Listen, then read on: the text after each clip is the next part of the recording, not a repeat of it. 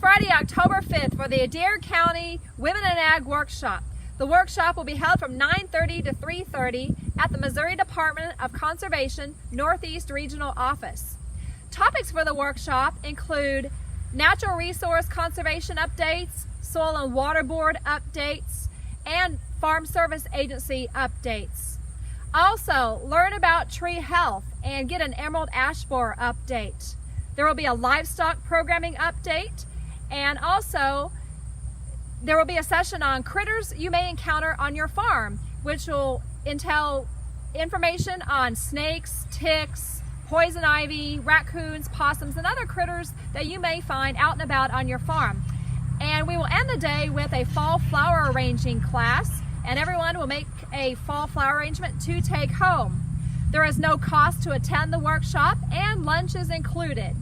And again, we hope you can join us for the Adair County Women in Ag Workshop on October 5th.